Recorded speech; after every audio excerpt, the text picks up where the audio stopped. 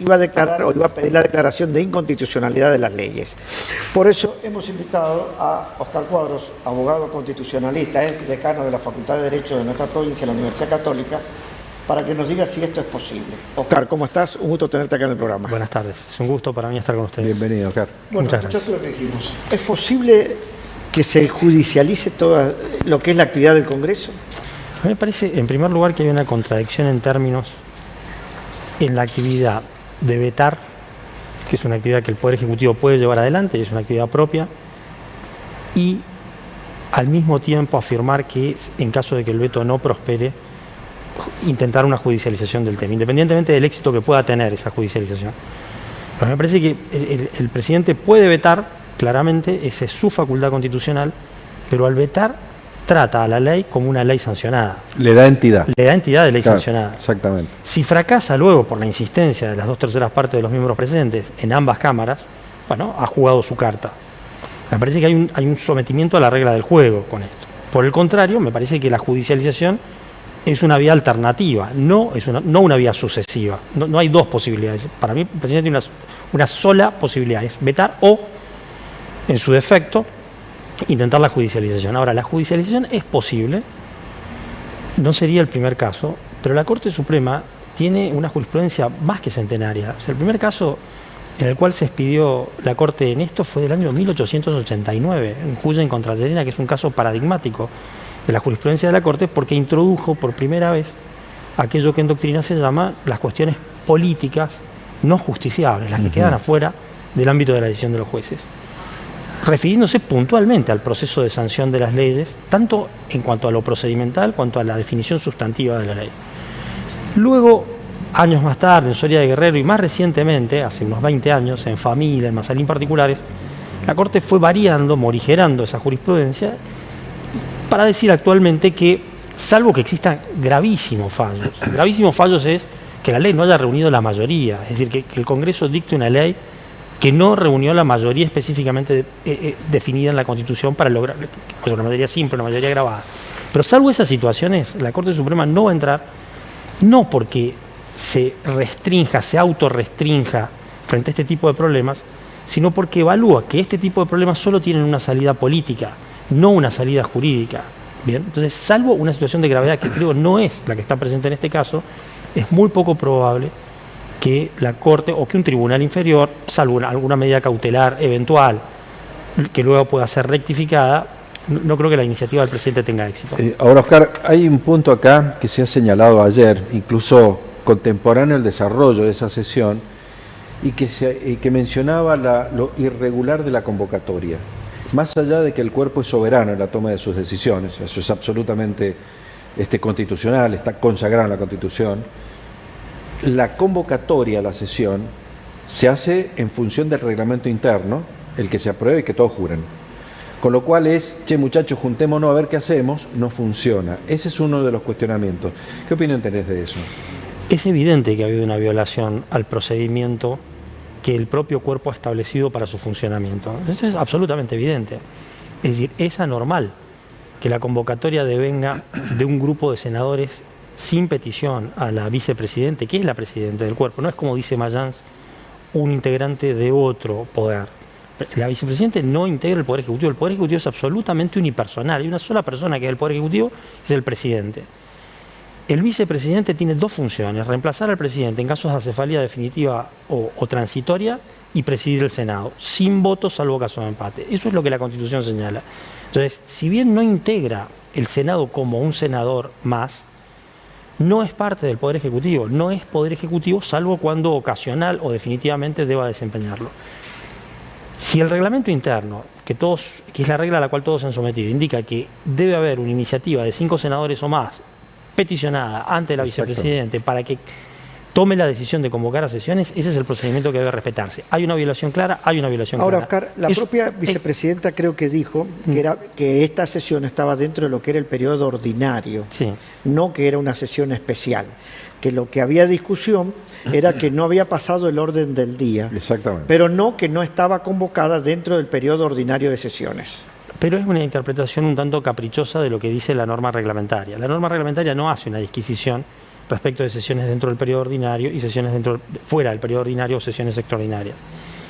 Y por otra parte, eso está claramente, como todos sabemos, dentro de la coyuntura política de tensión entre el presidente y su vicepresidente. Pero insisto, digamos, la pregunta allí es, ¿basta un déficit o un incumplimiento, una irregularidad procedimental de ese tipo para que un tribunal ingrese y nulifique una ley? Parece difícil, porque lo que ocurrió después es que la sesión tuvo lugar y las leyes fueron aprobadas con abrumadora mayoría. ¿Bien? Por Entonces, unanimidad algunas. Exactamente. Entonces, digamos, el análisis de autorrestricción del juez en general, podría cambiar esto por supuesto, en general es pretender una definición política para estos problemas. Recuerdo muy brevemente un caso.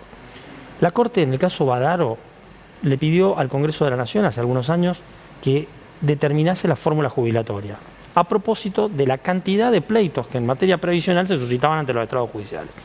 El Congreso desoyó al Poder Judicial. En el caso Badaro II, la Corte delineó las bases de esa fórmula jubilatoria. ¿Qué ocurrió? ¿Se cumplió con lo que dijo la Corte? ¿O hubo después una sucesión de decretos, leyes, fórmulas, reformulas y un manejo totalmente político desde el punto de vista del Congreso de la Nación y del Poder Ejecutivo del tema? Ocurrió lo segundo.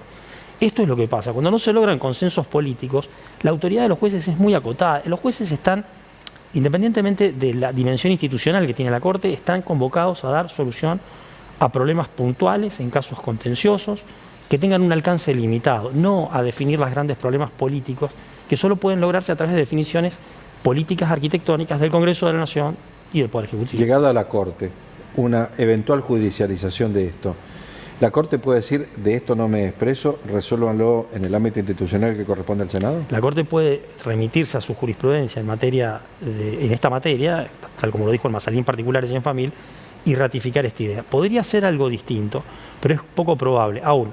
Aún definiéndolo de modo distinto y habiendo transitado el caso todo el espinel de la justicia federal, sería completamente inoportuna la definición judicial respecto a este problema. Insisto, el presidente podrá jugar sus cartas a lograr una medida cautelar en primera instancia que suspenda la eficacia de la ley. Pero tiene que encontrar primero un juez que quiera mirar esto fuera de la jurisprudencia de la Corte y que además esta decisión debería ser sostenida luego, inmediatamente, luego tras una apelación por parte de una Cámara, ¿bien? Y el caso puede llegar a la Corte y permanecer el tiempo que la Corte estime suficiente para resolverlo. Es poco probable, ¿no? Es muy poco probable. Lo que quiero decir con esto es, esto si no tiene una solución real en el diálogo político que el presidente tiene que entablar con los gobernadores para conseguir al menos un tercio de la Cámara de Diputados que bloquee la sanción, es muy poco probable que no sea ley. ¿Qué pasa si después el gobierno aduce que no tiene los fondos para hacer frente a estas erogaciones? Bueno, ahí se abre un escenario que es muy complejo, bien, porque esto puede obedecer a lo que de hecho ocurre, es decir, no hay partidas para financiarlo, pero esto suscitaría por lo pronto una andanada de procesos judiciales de contenido previsional y a su vez de acciones penales, está bien, por incumplimiento de la ley. Es decir, ese escenario es un escenario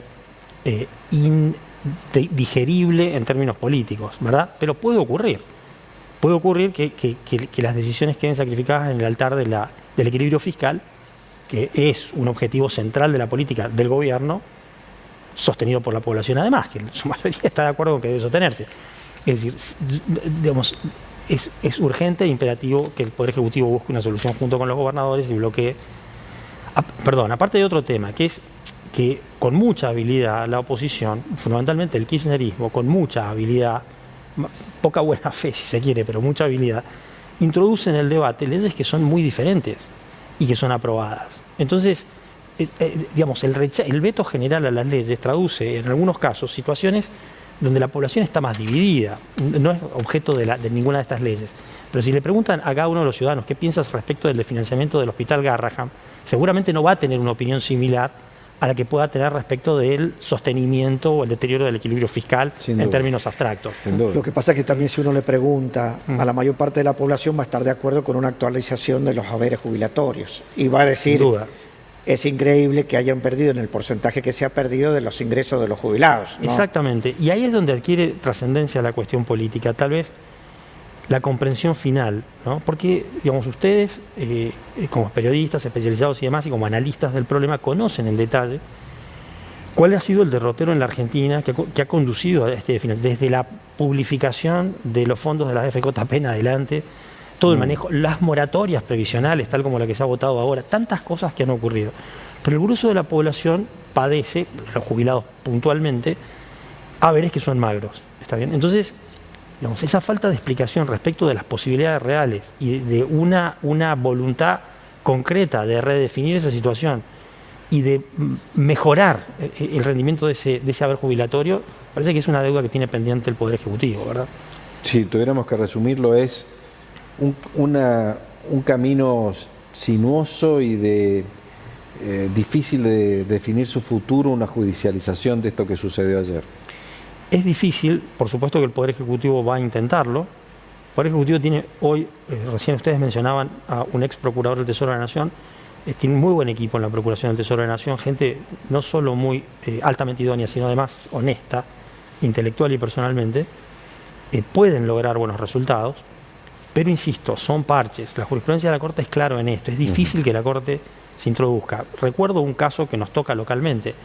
Hace algunos años, previo a la cuestión de la reelección, se planteó un problema por la modificación del Código Electoral en la provincia de San Juan, que tuvo que ver con que era una ley decisoria y no se había cumplido con la mayoría. Era una cosa absolutamente más grave que esta.